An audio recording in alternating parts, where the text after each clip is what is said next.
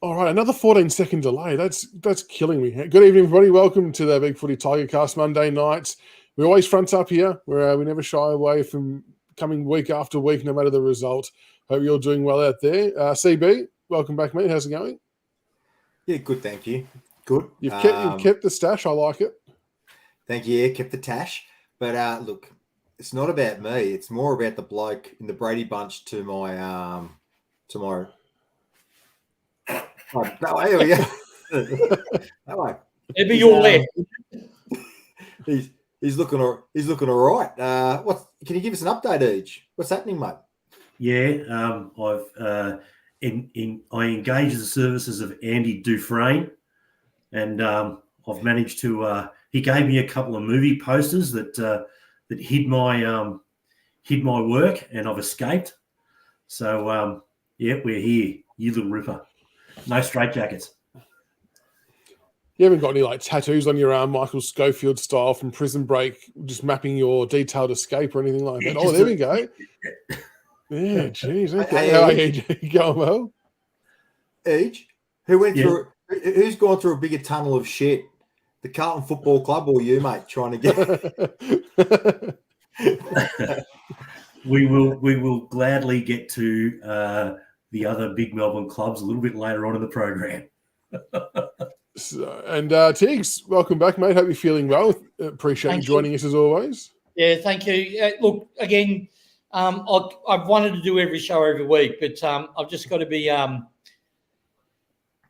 little bit smarter with what I do. I'll eventually get back up to normal. Hopefully next 25, I'm looking forward to it. I don't miss the show, hopefully. Fingers crossed. But, yeah, it's just taken longer than anyone would like, to be honest. And I do anticipate Grock will be joining us. So he did say he will be here tonight, so he might pop on a bit later on as well. But good to see everyone back on board, and everyone's loving having everyone here tonight, which is really good to see. Grock checked out Gold Coast bound. Yeah, we've packed his bags. We've seen him for two first rounders are coming our way. All right. Well, first of all, I think the obvious story to talk about is the retirement of Dustin Martin, which I think doesn't come as a surprise to a lot of people. Unless you're outside of the club and you thought he was going to the Gold Coast, and you still think that. But what a magnificent player, and just I suppose how lucky we've all been to witness the career of Dustin Martin. And I think it's probably fair to say that upon reflection, in the early days, I probably took for granted how good he probably actually was, even in the number 36 when he first started. He showed some really good traits and signs back then. But yeah, super career. You couldn't get any luckier if we tried. Three-time premiership player, 3-time Norm Smith medalist, Brownlow medal, League Trophies medal, anything that was available to be won, he has won it. So yes, thank you, Dusty, for an amazing career. But we'll just go around the room and get your thoughts on Dusty and the career he's had at the Tigers, and feel free to send through some thoughts in the comments as well, chat. Who wants to go first? I'll go first. We'll go that way around the table. Yeah, look, if you remember at the beginning of the year, I said it's only going to end, and hopefully David Swartz, you're watching, mate. I said very easy. It was going to be one or two things will happen. He's either get extended for a year or two, or he will retire. That's as simple as that. Obviously, the media does what the media does and all that bullshit. You know, you can be in the media now, even if you spin fairy tales, just there's no accountability in it. But on Dusty, there's two players. There was a debate on Twitter about, or called X, whatever it's called now, about is he the greatest modern day Richmond player? Now, I'm 52, so I grew up in the 80s and the 90s and the 2000s. So I had a lot of shit in between the good times, and I only caught a little bit of the good times in the 80s, I think 82, 80, 82. So for me, there was Matthew Richardson, and he for me was a part. I used to watch Richmond, and I fell in love with the club because of that one bloke, because he was like a supporter on the ground, and he was a prodigious talent, and he was loyal, and he always stayed.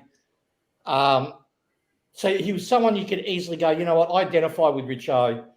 And my love for the club grew from that. Dusty's probably, and look, that's no slot on any other player, right? But Dusty for me sort of was the only other player that I've seen that came close to Richo for me, like really close. on football ability is equal, or if not more. His uniqueness, Dusty, is what I appeal to. I'm all about the club, fuck the rest. And that included the media, that included everyone else. But you knew his loyalty was always with the club, that he loved the players that he was with. And then the talent. I still remember my biggest gasp moment of, oh my God, we've got a winner here, was that North Melbourne game. I think it was his first season, and he was in the forward pocket. And Ferrito tried to tackle him, and he just, Big Ferrito was a big, hulking North defender, for those that don't remember it. And he just put out his don't argue and actually sat him on his ass. And then pirouetted and did a kick, and it went through the sticks. And for Dusty, he wasn't going, oh, look at that. He just jogged on back to his position like it was nothing. And that for me sums up his whole career for me. He's natural ability, his talent, and his work ethic to get the best out of himself did all the talking for him. And also, I really admired him more, funny enough, the last 2 years. I know people say, oh, that's when his form really dropped. Well, actually, the last 3 years is when his dad passed. Because I was really worried he was going to quit for his lack of the love of the football. But for him to be able to still, the 2020 grand final, 21 season, 22 season, still produce that quality of football. Even though part of his love for the game wasn't in it because his dad wasn't involved, just spoke to the guy's character. So, yeah, I wish him all the best. He's not going to Gold Coast. He might go. Look, this is what Oxy's banking for, that he doesn't go as a player, that he goes there and helps one of his mates out. And it might be, a short stint like Cochin's doing at the Lions or something like that. He goes, oh, I told you so. That's what he's banking on because he's just talking out of his ass. But, no, he's a one-club player. He'll stay a one-club player, and I love him for it. Very good, Tiggs. Can't disagree with any of that. EJ? Oh, I'm a year older than Tiggs, and he's clearly the best Richmond player I've seen, and it's not particularly close. Look, there's a million highlights, but I think for me, through personal circumstances, I've only got to go to one game this year, and that was his 300th. And I made arrangements a long way out to be there. And, you can talk about the Stewart thing or the goals in the prelim or the goals in the grand final against Geelong or the 6 goals against Brisbane, all that. But the drawing power of the man, the magnetism he has, I can't remember another player, not at Richmond, but in the AFL, having that it's not really charisma, but that mystique, that's the word, the mystique that people are just drawn to him. I mean, when you think about it, we were second last or last on the ladder playing against Hawthorn, who are not a big drawing club. We've got 93,000 people there. A couple of weeks later, the absolute champion, and he is an absolute champion, Scott Pendlebury, plays his 400th game. And it's Carlton v Collingwood, 2 of the big clubs. They both need a win to keep their season alive, and they get 86,000. So I think if we're honest, the way we were going, we might have got 35,000 to Richmond Hawthorn. We've ended up with over 90. That, to me, says as much about what he's brought on the field to have that and bring that and get that event to happen, all because of him, I think says a lot about what he's meant to all of us. Yep, it was. The crowd number was quite phenomenal to hit that over 90,000 for that game. Like you said, given the circumstances, it was going to take something extraordinary, and I think everyone who there would agree it was a very special occasion at the end of the game. CB? I'm one of those guys, if you ask me what my favourite album is or my favourite band, I don't have an answer. If you ask what my favourite movie is, don't have an answer. Redemption. Was that? Sure. Redemption. So when it comes to Dusty, I don't have. He's got so many highlights. I don't really like to pick one. I just thank God that he we were fortunate enough to have him at Richmond, and I just thank God that we got 15 wonderful years out of him. He's retired a one-club player and just appreciated every day he was at the club. So that's kind of where I'm at. Like, just thank God. Thank God the selectors got that right. And ultimately, Dusty gave us more satisfaction we had. Like, he dragged us over along those flags. So thank you, Dusty. Yes, yeah. Crazy play. And I think and I don't think it's biased to say this, but I'm sure non-Richmond supporters will say it is. But for me, he's easily like the best finals or big moment player that's played that I've ever seen. There's always the comparison between he and Dangerfield, which I do laugh at a little bit. And I would actually almost say that Dangerfield can sometimes be a better home and away season player, maybe on a more consistent level than Dusty. But he does not get anywhere. No one gets anywhere near the levels Dusty could go to in a final series when it was needed. He just did some ridiculous things time and time again. Like, if he did it once, he would say, "Oh, yeah, maybe a bit of a fluke," but he did it every single occasion. And it's just, yeah, it was just incredible to watch. And yeah, we're very, very lucky. And yeah, shout out to Jordan McMahon as well. Thank you, mate, for making all of this possible. Sanchez. Way back when. So thank you, Jordan. That's what CB's homage is with that bloody Sanchez on his He's got the Jordan McMahon on. Just dialing my inner Mick Malthouse, mate. That's all I'm doing. The ox moves slow while Earth does blah, blah, blah. Now, a question that's been floated around socials, they'll get a quick answer from you all on.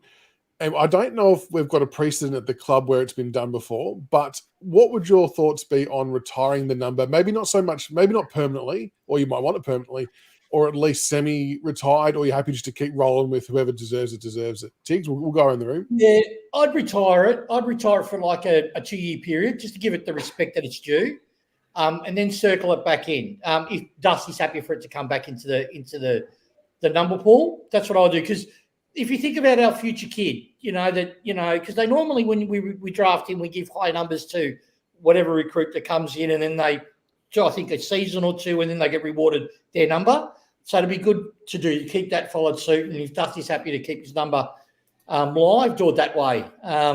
But you have to give a pause on that number, because could you imagine being picked 1 and you play as a junior with the number 4, and then you get the number 4? The amount of, if you think a lot of eyes are going to be on you, could you imagine? It's going to be amplified, because straight away people go, "Oh, you're not like Dusty was or Dusty this." So you have to give a little bit of water to go under the bridge. So that's what I will do, to honour the player before him, and then I think it'll have a great impact when it's presented 2 years later. That's my opinion.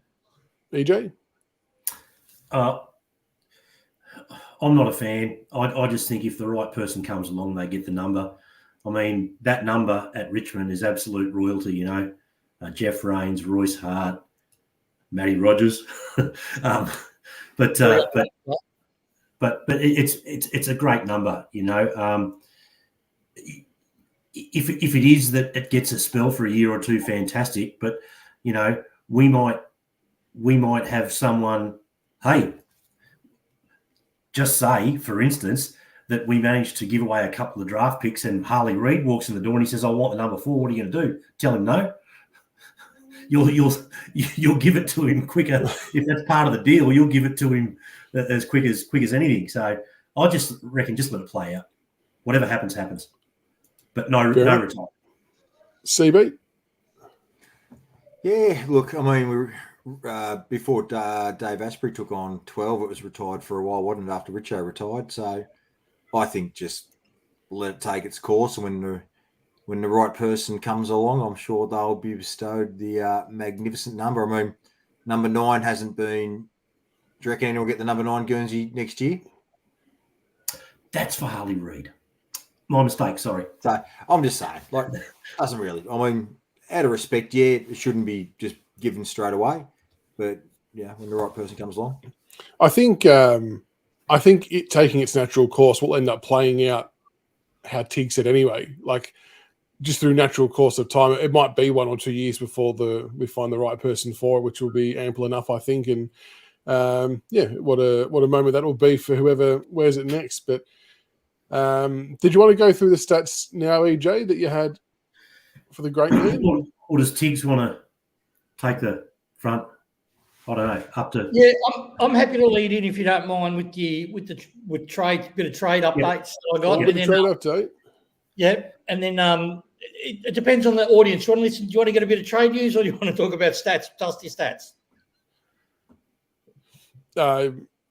Look, I'll hazard a guess and say on the harassment we receive on the weekly basis, I'll say trade stuff, and then we'll loop back in on. That's not to diminish the stats. We'll loop back in on those because they are equally as impressive. Just sit down and shut up for a while. You just got out of prison, mate. Had to take the piss. Yeah, all right. So, okay, let me go back. Let me try to get you guys and just go. I haven't been on many shows this year, so it should be pretty easy for you guys to rewatch it. But I mentioned at the beginning of this, I said Baker's 80-20 to stay, and I'm still holding that view, and I've got an update on that. So 80 to stay, 20 to go. Bolt, if anyone's going to leave, Bolton was the more likely, as well as Graham, right? So let me start with Baker because people are worried. Now, from what I believe, and I spoke to him this morning and I said, please give it to me, even if it's bad news.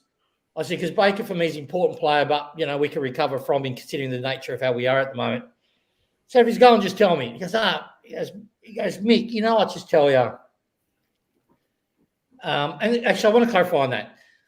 The reason I'm different from everybody else, I don't just say what the big rumour mill's saying. You'll notice a lot of this. A lot of people say, Baker's gone. And they won't know he's gone or anything, but they'll say what's popular.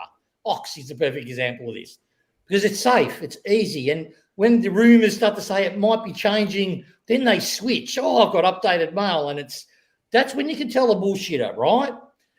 I'm a bit different. I just tell you what I hear. So the thing is, it's not coming from me. It's coming from someone telling me it. And I respect that person. He respects me. He knows I'm not going to put words in his mouth. So I'll just share what I hear. So if it comes out, great. If it doesn't bother me. So now that's out of the way. I said to him, mate, everyone's saying Baker's gone. He goes, nah. He goes, Mick. He goes, the noise is starting to back up what I told you months and months and months ago, that he's more likely now to stay than not stay. And so that's what I heard. Now, I said, but he hasn't signed yet. He said, contracts, you've got so many numbers, players that need to be locked in.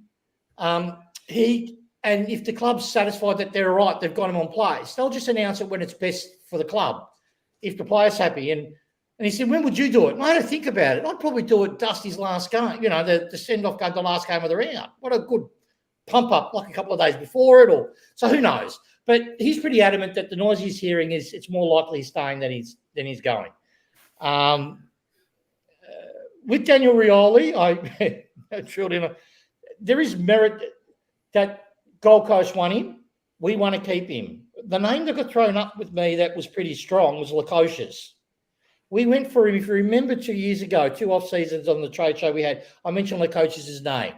And I said, he's a whiteboard. He's on the whiteboard. We're trying to see if we can do something. So obviously Hardwick knows that because Hardwick was trying to pry him out of Queensland. Now he's at Gold Coast.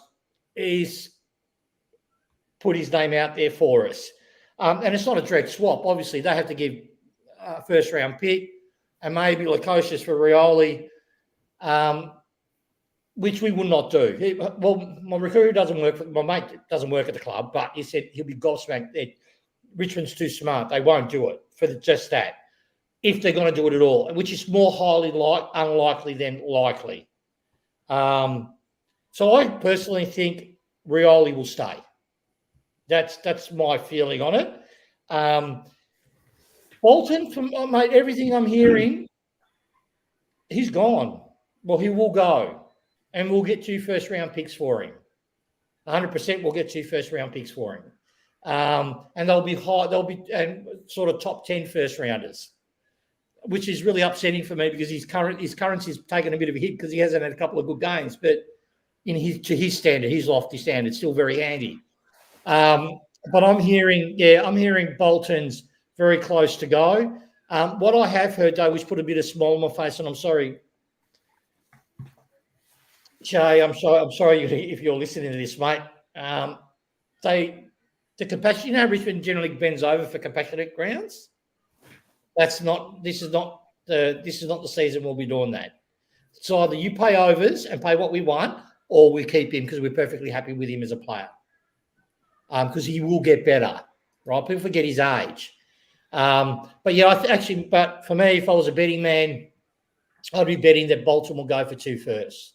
One thing that I never knew, but apparently this might be a thing, we might really go for a top first rounder this year. Like we're talking about 6.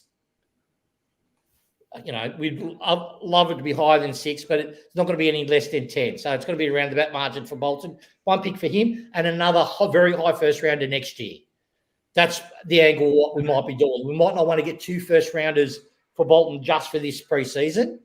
This off-season, we are open. We might likely spread the load, which surprised me. Yeah, go ahead, mate. That would make sense because we need future currency to trade for free agents or what have you to come in. So using a name, not saying, but if we wanted a Cadman to try and get a Cadman in, we're going to need to give that future first rounder up. So I think that's where a pick like that would come in.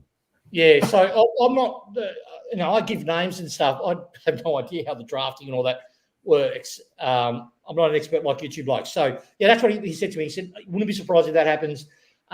He said, watch Richmond in the bidding period of the draft. Where people, the live bidding, that's when we're going to strike. He said, that's what the whole noise is. That is when we're going to strike. That's when you'll notice Richmond will do a few things that will surprise a few people. He said, but that's where we'll do our hay. Graham, he's gone, which I'm disappointed on. I thought he wasn't the worst player we had on the weekend. I like him. He's only going to get better too. This is the years where he should start coming good. Or will get better, I should say. He has been good. He's just been injured. But, I'm hearing he's gone or very likely to go. I know people saying, he's changed his mind, he might come back, stay at the club. But I've got, my mate's pretty adamant that, it's deal's basically been done on that. There's one other. I've forgotten it. It wasn't Broad. No, Broad I knew was going to stay. You're right with the North Melbourne part, though. I told you, they're coming for our leaders. They're coming for leadership, right? And my mate said, Richmond's one of those clubs they will go for. They will go for other clubs, but they are coming. So that's a given. What about Blight? David has mentioned something about Blight. Have you heard anything on him? I don't want to, Harry, I'd love to say, that's the name, but it's not how I roll, mate. I've completely forgotten. So I don't want to put words in. I don't want to bullshit to anyone. I'll find out. I'll update you next week. So I'll see if I can make next week's show as well. But Lukosius, just keep an eye out on him. I think he will be traded. I know the news, the thing is not being played much, but he's being shot. So just be mindful of that. I actually think it's great for us. And so just to rewind back onto Liam Baker, you're still, as of today, 80-20 that he's staying. Yeah, and look, if I'm a betting man, the contract will be announced. Oh, what did he say? Yeah, within the next 2 weeks, it'll be announced. It'll be before our last game. This is going to be fascinating to see how this plays out because you've been steadfast on this the whole time. I look, all of us have probably leaned the other way, and you've got, no, fellas, he's staying, and it's going to be, I mean, we're all rooting for you. We want him to stay. It'll be a massive feather in the cap, undoubtedly. So it makes me laugh. I get people tweeting me and all that sort of stuff. Is it tweeting or is it Xing now? I still say tweeting. It's Xing, Xing, you put an S in front of that, then I wouldn't mind it. But Xing me, but I don't care. Like, I care because it's Richmond. Don't misunderstand me, but I don't do what I do for the emotional, ego boost-driven, hey, look at me, I got it right. So if he goes, he goes. I'll then be excited about what pick are we going to get. But his currency is not that high. Grimes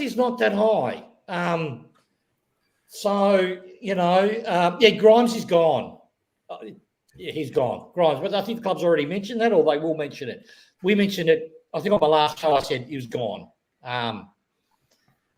He's gone. Grimes is gone. And look, we won't do a Dusty show, but he deserves a bit of love too.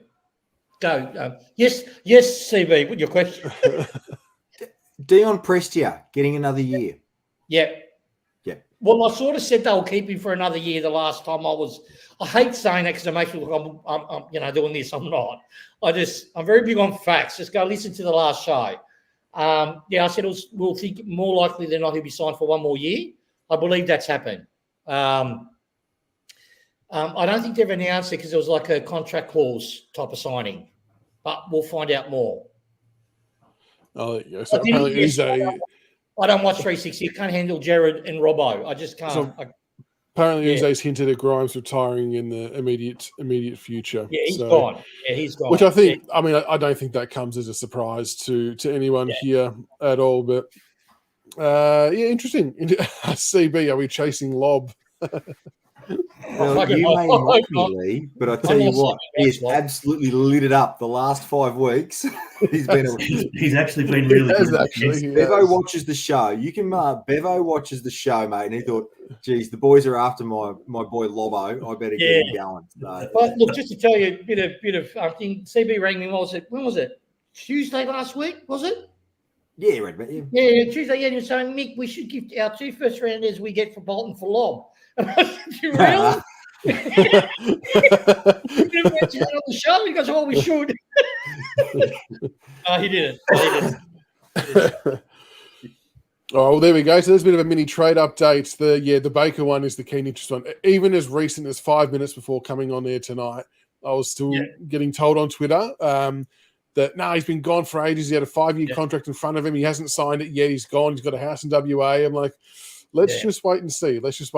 So if he puts pen to paper and stays, like I said, I would actually argue this would almost be the biggest feather in the cap, maybe even ahead of the Lynch stuff. Lynch was 2 years out. That was a long way.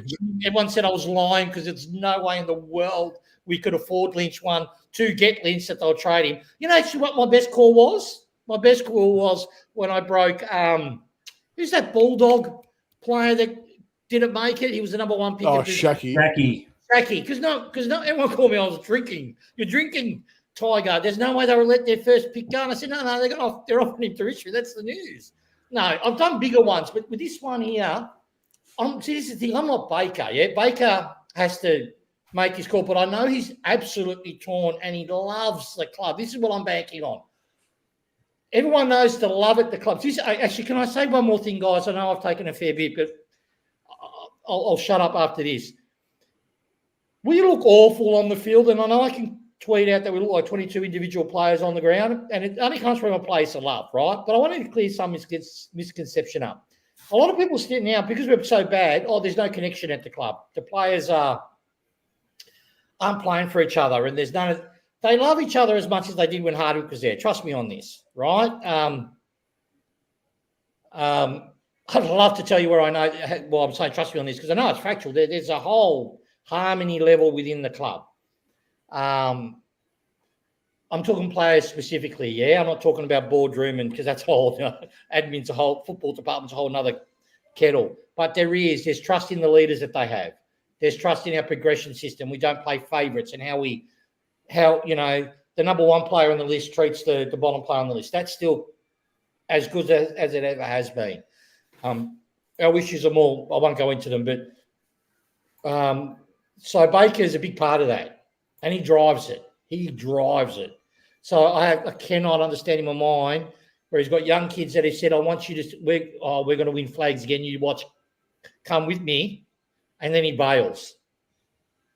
I can't see that happening. That's why I'm even more adamant. I've convinced myself, fuck 80-20, 95. I can have my own personal feeling, but nah. Yeah, interesting. I'll happily take that every day of the week. Can I say, Ben Israel asked a question earlier about Bolter. Bolter's already contracted to the end of next year, so he's not an issue. He's not out of contract. And I suppose there was floated murmurs about Clayton Oliver the other week, but that's... No, I heard that name too, and then it got nailed on the head for me. No way would our club accept, and this is no disrespect to any Melbourne people, but we wouldn't accept someone like his issues that he has off field that are well known within the industry. He has major. Yeah, sorry, CB. Michaels will confirm, and possibly EJ if I send him the message. We certainly, it goes the other way. Melbourne will not be releasing him regardless. They recognise he's too talented. Melbourne aren't interested in getting rid of Clayton Oliver, so forget it. I got that from in-house in Melbourne, so they're not interested. Yeah, but we wouldn't take him even if they were because of his, and most clubs would be the same. He's got those sort of issues. Funny enough, I read about Petrarca. Melbourne's not a healthy club at the moment, though. They are not a healthy club. So there is, I'm not saying Petrarca's going to Richmond, but Melbourne's but it's funny enough, the reading I get, well, my mate's given me that would know it's not driven by the players. It's more of a admin thing at the club. That's pretty toxic at the moment. That's now starting to dribble down. So we'll see what happens with them. Very good. I appreciate the trade update as always, Tig. So we'll keep a very close eye on that, no doubt. EJ, nice little background change there. Did you want to elaborate on anything of that at all? Oh no, I just thought it was interesting. Even our own Richo has, 6 weeks ago declared that Carlton, Essendon and Collingwood were likely to finish top four and how good it was for the competition, that the big Melbourne clubs were going to be dominating things. And I've just got to say, this ladder right here is the best advertisement for no wildcard system because we don't want to give these bastards a sniff. Yeah. You're either in or you're out. Exactly. That wildcard shit is just, it shows how bad, how toxic our administration of this competition is. They have no, CB, I think you tweeted out the poll result. Seriously, if 78% are saying, no, we don't want it, and you go ahead and do it, means you don't give us stuff. It's all about the cash. That's all it is. They're just driving an agenda against, and have been for years. They keep saying it's all about the fans and we listen. No, they don't. They just, I don't even understand where the game is headed with what they're thinking. But the wildcard round is purely to address the bye week before finals, to put something on there and appease the broadcasting gods and the money.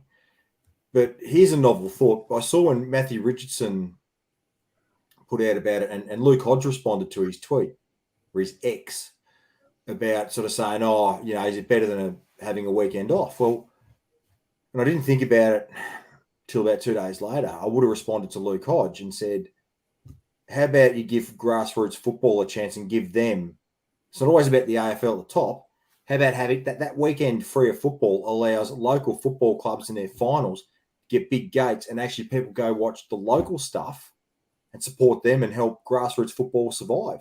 It's not all about the top end of town and the bullshit they're trying to put in. It's the grassroots that keeps the game alive. So if ever there was a case to not have wildcard round and have a weekend off AFL football, is that grassroots footy. Get out there and go support your local team or go watch something, go have a $5 pie and a $5 can of beer and enjoy yourselves. Very, very good point. Yeah, so that's what I'd say. How about the local people for a change instead of thinking about the top end of town? Yeah, couldn't have said that better. So local footy does often get left a little bit behind, in the final series is there. The only real time they get a chance to actually make some good coin. Other than that, they're kind of just running on it week to week. So I did just want to hone on that ladder. Mitchell James Mills, no, they haven't, mate. You're telling me most local comps have finished off on the second week of, or the 2nd of September? Mate, the plenty of about the mid-September, mate. It's not till prelim week that winds up. Plenty are still pumping. But just honing in on that ladder behind you there, EJ, it's been an interesting scenario where we can support a team that's last with 2 wins, arguably our worst win-loss record in our existence, but we can still troll 3 other clubs successfully, and no one's got a genuine comeback for us. It's an amazing time to be alive. Round 17, round 18, Carlton was second. We're hearing a lot about it. And now all of a sudden I've never barracked for Hawthorn so hard in my life on the couch on the weekend to keep kicking scores. Essendon, they were second not that long ago. They're out of the 8, and Collingwood just haven't been able to back it up. So it's been quite amusing to throw some shade out their way with not much coming back in return, despite the ladder position for us. Well, I know I've been getting constant SMSs from Malcolm, and he's been as happy as a pig in shit. No, it's you know what's funny? I was talking to a mate of mine this morning, obviously the one that gives me the mail, and he pointed out something that was really good. Everyone's knocking Richmond at the moment, right? And they're saying Richmond's in rebuild, right? The word rebuild, and how North Melbourne's rebuild and Hawthorn's rebuild, and look at Hawthorn because according to Karen Corns, they're magic, and that's how you should rebuild. If you look at Carlton, a successful rebuild, everyone's going, Carlton's not in rebuild. They've got the best 22 in the league, but they haven't done anything. For me, a rebuild's complete when you make at least 3 final series in a row, right? And you at least win one. Then you kick on from that, and then you start being competitive finals for a good 5, 6 year, 7 year period like we did, because your list ages in that period and you generally perform. Carlton's done nothing like that. They're wasting all their talent at the moment. Disagree, and I'll tell you why in a minute. They are, because they haven't achieved. Obviously, EJ believes Carlton has achieved. I disagree. No, I did not say that. Don't put words in my mouth. That's my premise of what I'm saying. Meow. Yeah, my premise, if I may.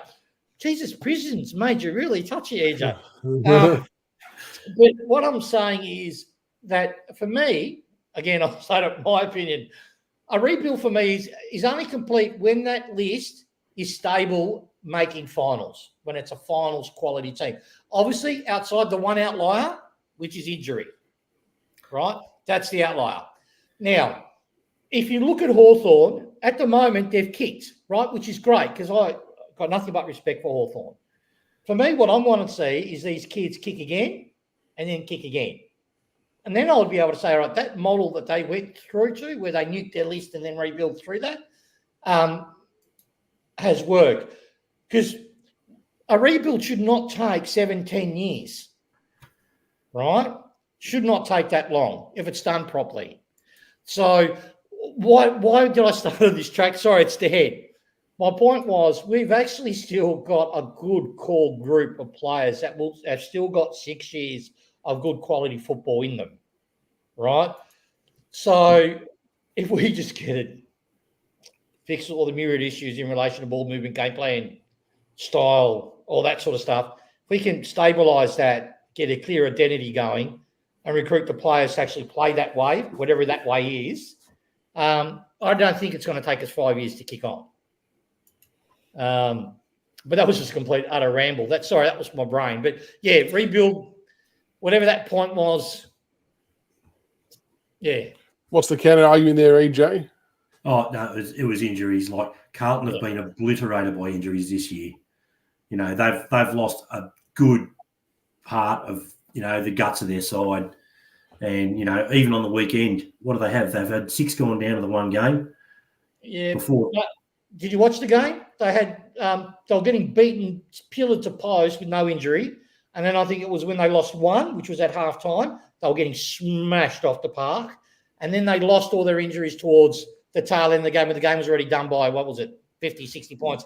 They're definitely going to struggle now the next few weeks with Mackay and with the other boys out. It's welcome to our world territory. We've been feeling that. And Essendon, fucking shambles, mate. What is it now? How many is it? Is it 29, 30 years, whatever it is? 7,000 and something. I'm sure Jones Racing will be able to tell me the exact number. It's climbing. It's climbing. All right. Well, we'll get back to the. Can I just say? Yep. All right. I don't know what's going to rebuild quicker, right? Carlton, Collingwood, Essendon football clubs, or the Australian Olympic female breakdancing squad. I don't know what's going to rebuild quicker, but let me tell you, all I know is Ray Gunn, performance is shithouse. Carlton, Essendon, Collingwood, performance shithouse. But at least I enjoyed watching Ray Gunn. Oh, was it Ray Gunn? I thought it was Ty Vickery. I thought it was Laura Kane, to be honest with you. Hang on. Yeah, but Ray Gunn, you know what she looked like? She looked like me at my nephew's wedding after a few beers on the dance floor. It was pretty sad. Yeah, that's pretty sad. No, I get around it. All right, we'll talk about the St Kilda Richmond game quickly, and then we'll loop back. Are we doing Dusty stats or not? I was going to finish. I was going to let you finish on that. Finish on a real high note of Dusty stats because they are epic reading. Good. Rich, well, I mean, we won't probably spend too long on the Richmond St Kilda game, to be fair. 7-9-51, we scored to 15-9-99, the Saints winning by 48 points. Goal kickers, we had Hugo with 2, Bolton with 2, Bauer with 2. Really, really good to see Bauer kick 2. Kazitsky 1. Then disposals, Dan Rioli led the way with 36, Jacob Hopper 28, Jaden Short 27, Tim Taranto 25, Sam Banks 25. I didn't know that. But look, I think it was, I mean, at the risk of, for me, it was the Dan Rioli show, to a point. He, that game from him was probably the first time I'd seen a leader for quite a few weeks now step up and really try and set their best foot forward for an entire 4 quarters. He was trying to drag them along with him. And he played a super game. And, it's one of those games, EJ, that sort of confirms why we would dearly love to keep him at all costs. But yep. What did you make of the game? Yeah. Look, I actually got to see my large chunk of the game yesterday. Look, there was a lot to dislike. Defensively, we are just so out of shape. There's holes everywhere and we're pulled apart so easily. Offensively, I thought we actually moved, but then when you get down to the back, Vlosten and Broad and that, they're going as good as what they can considering the weight of what's coming their way. I thought we actually moved the ball okay going forward, but breaking down badly. And what I did notice was that Bauer and Cozzy were just physically unable to impose themselves. Like, at least with Lynch, he's a physical beast. The ball there'll be a contest. Bauer was getting pushed aside from the contest, and how many times did the ball go into our forward 50 and the opposition got it unchallenged? That was the thing that stood out to me. Sam Banks was really good in the first half, and that 25, that was a career high for him. He was good. Yeah, Rioli was unreal. I thought Jack Graham was sneaky good. He worked really hard. Look, I've never been more content watching us get smacked every week because I've got zero expectation and I seem to be able to find something to smile about in the kids every week. And this week it was Banks, so happy days. And I'm sure he didn't get the Rising Star. I'm sure it went to... No, I saw you tweet on that. I'm like, there's no way he's getting it. Who got it? Nate Caddy got it from Essendon. Okay. Now, CB, what did you think of the game? And I do want to get your thoughts on this one particular thing that I noticed. The single one time we tried a different kick-out strategy, which actually copied Hawthorn's from the week before, where everyone ran to one side and Dan Rioli darted out the other. We actually got to our forward line pretty quickly, and then we resorted back to let's kick it to Miller in the pocket again. But anyway, I just think we can add a bit more zest into our kick-outs. But what did you make of the game? So you're telling me unpredictability makes it harder for the opposition, and we can actually move the ball forward. Who would have thought? I nearly fell off my chair when I saw him go out that way to Dan Rioli. I'm like, I've seen this before, and it's worked. And then we didn't do it again. We've gone mad. We need to kick it to a guy, 15 out in the pocket, and bang it down the line for the opposition ruckman to mark it, only to send it back in. That's the game plan. Yes, that is the game plan.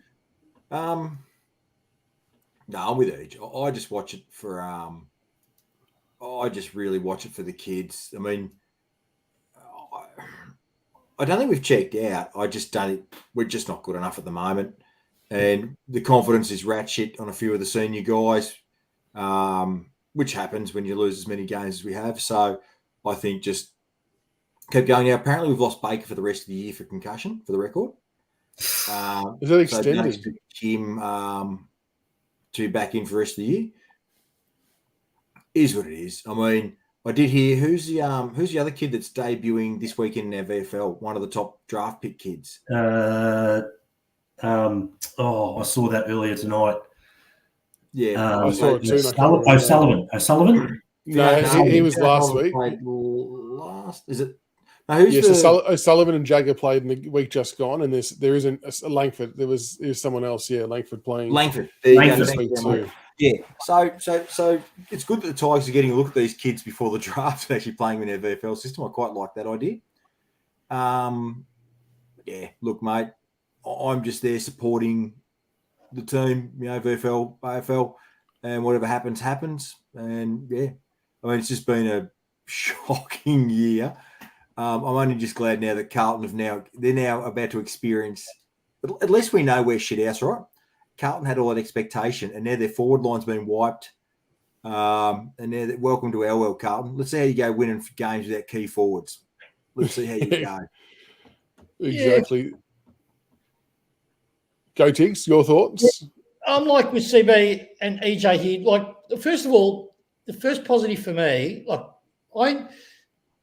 I don't worry about the win-loss for me. That went out probably after round 7, right? I just look more at movement, game plan, how we tradition the ball, which is a complete disaster at the moment. But on the positive, for me, is Boa. I think we found our next caddy because he does a few caddy. Did anyone see that mark he did? I think it was in our third quarter, and he sort of glided across the pack to take that clunker. Or no, he just missed the ball.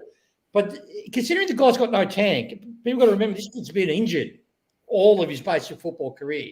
So he hasn't built that aerobic capacity yet. So he's more, he's playing with one arm behind his back. But he's showed enough for me.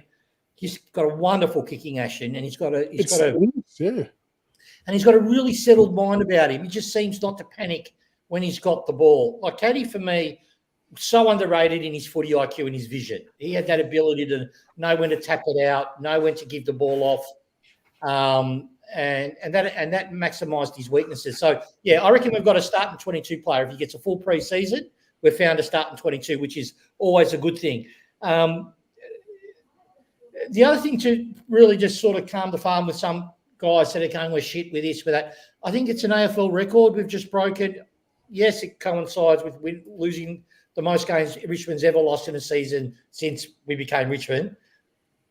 Broke on the weekend, but also too, we've only got one player on our list that's played all year. Yeah, okay. Dan Rioli. That's one player out of 22. Daniel Rioli, and there's no surprise he's in top form, good nick, right on top of the ground. No other teams come close to that, and that for me is how you measure injuries. Like with Carlton, yeah, they've had injuries throughout the year, but a lot of it's not been in like a 5 or 6 starting 22. Where we've had, 7, 8, 9 starting 22 that have been in the arse, that have been injured. They've had 3 or 4, which still hurts, but not a full big chunk. But for me, my concern, and look, I'm not judging any player at the moment. Like some people are outside of Cumberland. I admit I've gone on him straight pretty early. But outside of Cumberland, I don't want to – it's hard to look at our kids because we have no system at the moment. The reason we always look good in first quarters is because we're playing above the ground and we're competitive, but we're playing like 22 footballers. There's no rhyme, reason. There's no method about why we kick to the we're doing basic stuff that we knew from Hardwick or from prior coaches, like kick to the defensive forward pocket all the time. Why? Because if you create a stoppage, it creates a stoppage and then it's easier to defend. CB's example where we went to Dan Rioli, right? That wasn't coach. That was the players going, fuck it. Let's do it. And that's why we're getting pillared. It always is in the last half. We've got young kids. Yeah, they get fatigued and we get opened up. But we have no system of defence. And thank God, guys, we have Broad. We have Vlosten. We have Volta in that back line at the moment. Because if we didn't, we'll be getting done by 100, 110 points every single week because our midfield's not working with our forwards aren't working with our backs, and it's a mess, absolute mess. So I did a tweet. For me, this is deeper than just injuries at the moment. For me, this is a system-based issue. That would have been picked up in the preseason. Okay, this does not work. Why does it not work? What is it that we're doing that's not working? And it looks like it's been ignored. And it looks like someone at the club's gone, fuck it, it's too hard. Let's just put the kids in because we have to, and let's just play footy, right? And it's a shambles. And look, I love my club. So people make the show of me, but I'm saying this out of love, yeah? I thought we were a better club than that, than to be in this position, particularly with the stewardship of Penny and Gale doing all that foundation. And then we do our first new coach change. And I don't think this is all Adam. But at the end of the day, whoever made the decision to surround him with the coaching group that we have, with the footy department around that, that's a bloody Colton thing. That's a Melbourne thing. That's right. Well, yeah, I think we'll be interested to see how he goes in his second and third year with a bit more of his team around him. But sorry, didn't mean to be a downer. Yeah. It's just a full show. No. It is what it is, and that's why I thought we would end on the sexy dusty stats that EJ's got, because there was never going to be much positive to come from the St Kilda game, and we can't end on that. So we'll do the dusty stats, then we'll do a brief whip around of the Hawthorn game, and that'll do it. Even though there's probably not much to speak about there, but EJ, let's go through some of those beautiful stats you've got of the great man Dustin Martin in celebration of his retirement. Yeah, well, this is from Daniel Hoyne on Champion Data, who does a segment on Sports Day. So some people will have seen this, but others obviously not. And it was kindly broken down by Joel Davies on Twitter at JoelDav23. So I won't say everything, but some of this stuff is just mind-blowing when you think about it. One or two of these stats, but when you put it all together, it's pretty enough. So Champion Data's been going for 15 years, right? Yeah, 15. Over the 15-year period, 69 times Dusty had 20 possessions and 2 goals. How many times? 69 times. Sorry. 10 more, or over 10% more than any other player. Gary Ablett Jr. next with 59, Danger with 58. So all his first parts, all over a 15-year period for Champion Data. In that time, he's had 377 broken tackles. The next best in the AFL is Viney with 213. Jesus. So this isn't the average, right? Dusty is 164 more broken tackles better than the second best player in the AFL. Right? Now, it's not all about broken tackles and stuff like that. When you are playing a game, you've got an opponent. So you want to beat your opponent one-on-one. Now, in the last 15 years, Dusty one-on-one winning percentage for contests is 49%. The next best in the AFL is Fife with 42% and Danger with 41%. Now, they've been 3 of the best to go around for the last however many years. Now, you say 42%, 49%, you say 7%, but if you take Fife's number, Dusty's, that's not, again, it's not the average. 25% is the average one-on-one contest win rate. So he's double the AFL average. Wow. That's crazy. It's crazy, right? But then you look at what he does as a forward 50 target, right? When he's a forward 50 target, when Richmond have gone to him over the last 15 years, they have scored a goal 30% of the time, right? No other player has done that. Not Buddy, not Josh Kennedy, not Hawk, no one. And the average, 17 to 18%. Again, it's almost double. Like, Jesus. it is just nuts how far this guy is stratospherically. So, you hear the argument, he wasn't very good for a long period. It was only 1 year. It was this or that. This is 15-year data. This isn't just like a flash in the pan, right? In his 10 winning – Richmond had 10 winning finals over that period, right? Now, in coaches' votes, you can get 10 votes in the game, right? In the 10 winning finals, he got 79 coaches' votes. Right? Jesus. In finals, right? 6 times out of 15 finals, he was best on ground. No one else has been number 1 rated player on the ground by champion. No one else has done that. No one else has done that. Now, with the finals, if we look at the golden period from 2017 to 2020, right?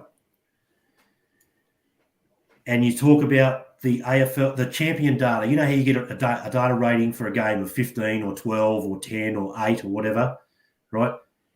A rating of 15 for a game, so all 46 players get a rating. A rating of 15 for a game is considered to be an all-Australian caliber game. A rating of 20 is like amazing. Ratings above that, it's nuts, right? 8 times in finals, Dusty rated over 20. 8 times. The next best is 5. Again, it's almost double, and that's Josh Kennedy, Selwood, and Danger. And if you look at his ranking on the ground of the 46 players in the finals from 17 to 20, in 2017, in the qualifying final against Geelong, second best player on the ground. Preliminary final, 6th best player on the ground. Grand final, best player on the ground. 2018 qualifying final, best player on the ground. The preliminary final, when he only had 1 leg and couldn't walk, hardly rated. In 2019 qualifying final, 3rd best player on the ground. Preliminary final, 11th best player on the ground. Grand final, best player on the ground. 2020 is where the shit hits the road, though. So in the qualifying final loss against Brisbane, he was the 9th best player on the ground. So we were under the pump. We had to win our way in. And he just went bang, bang, bang. Best rated player on the ground, best rated player on the ground, best rated player on the ground. He is so far and away the best big game player we've ever seen. You know, everyone goes 3 Norm Smith medals, 3 Prems, but 3 Gary Ayres medals. And that is on the back of ratings in those games. Right? He is so far away the best big game player we've seen. It's not even funny. There's no one that's close. I think that's when the term generational talent has some actual meaning behind it, when you start comparing those numbers to averages and the person that was second behind him. So that's mind-blowing, some of those numbers. No, sorry, Cameron, they're all used. The tissues are all used. Jesus, it was certainly something special. They are unbelievable stats. Unlikely to ever be gotten anywhere near ever again. It would take something phenomenal for that to occur. All right, so with that done, we've obviously got the Hawks this week. Hawks are, I would argue, one of the informed teams of the competition. They are on a rampage. They've knocked the Blues out the 8. They've got their mojo back. They're taking selfies after games. They're enjoying their football.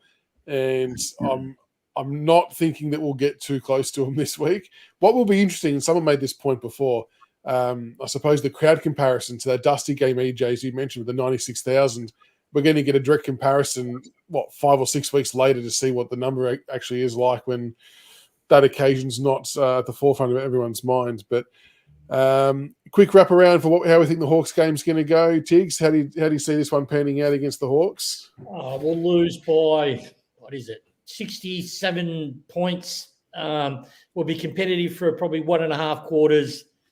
And then, it'll go.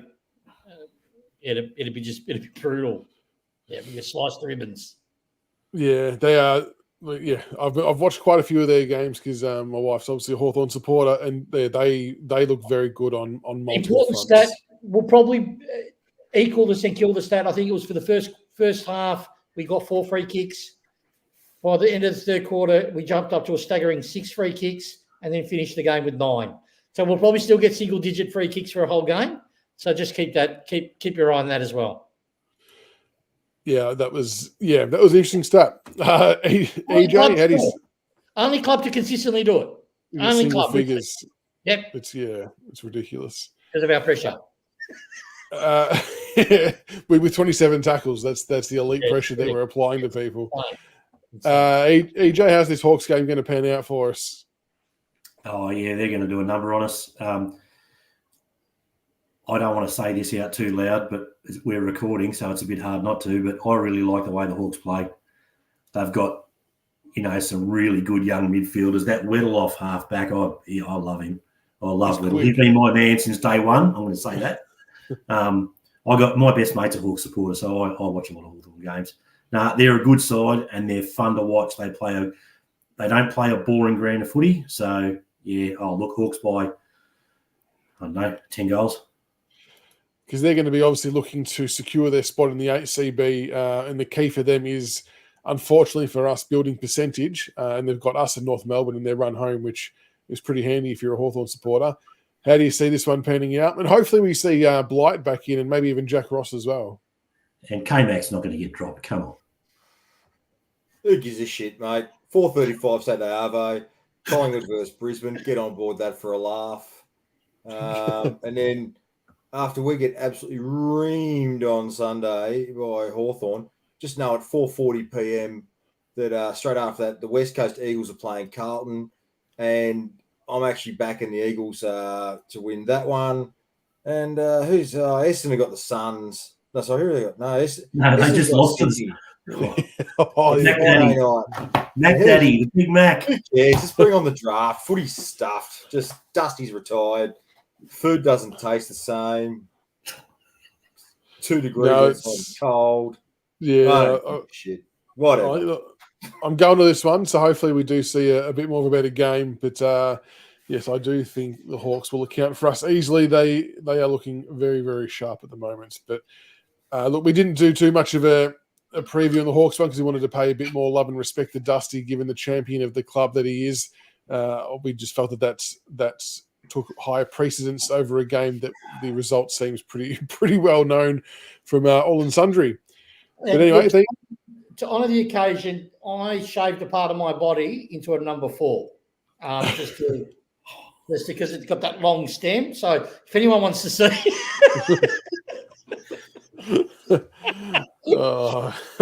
head to T's straight away. Glad you waited till after 9:30 for that. But hopefully we just see more than 27 tackles. That would be nice. That was probably the thing I was most annoyed about with the St Kilda game. But it's hard because I can also understand why some players might have checked out too. But we'll turn up. We'll see how we go. We just want a 4-quarter effort. See something from the young kids like you say, EJ. You just want to see. Don't do that. Don't do what? I've depressed a few people after my. Daisy takes the bar. I just read it then. We're going to win in round 24 against the Gold Coast. You know that, don't you? It's all about round 24. That would be nice. It's all about round 24. We're going to beat the Gold Coast. We know this. Just speed hump. Just speed hump. One more game to win. That would be the one, wouldn't it? That would be so good. All right, that is it for tonight. Thank you so much for joining us, Tiggs, EJ, and CB. Much appreciated. Thank you to everybody for tuning in tonight. Look, it has been a long, tough year. We won't shy away from that, but we appreciate everyone tuning in on a weekly basis to talk some Tigers and have a bit of a laugh at everyone else's expense. We hope we've kept you somewhat entertained. But the bacon news is the big trade stuff to keep an eye on, so we will stay on top of that as it unfolds. And as I get news, I'll make sure that we will do a trade show as it gets closer to draft time too. So yeah, for sure. Yeah, and then I think I mentioned this last week. I can't remember or not, but those who are on YouTube, you would have, and I've seen a few of you interacting with Cameron Hicks in the YouTube chat. So he is our draft guru who gave us the mock draft that we read out last year that had us taking Kane McCall with our first pick, which he absolutely nailed. So he will be joining us for a show. I think we said the 21st of October. So yeah, we're going to do something closer to draft time where he'll do a bit of a mock draft. We'll obviously know all about picks by then as well. So we'll do something there that we can see what players might be heading our way, especially now we've all got some vested interest in it. But have a good night, everybody, and we will see you all on Monday. If you see us at the footy, come say good day, and until next time, go Tigers. Go Tigers. Go Tigers. Come on, West Coast. I mean, Tigers, go. Go.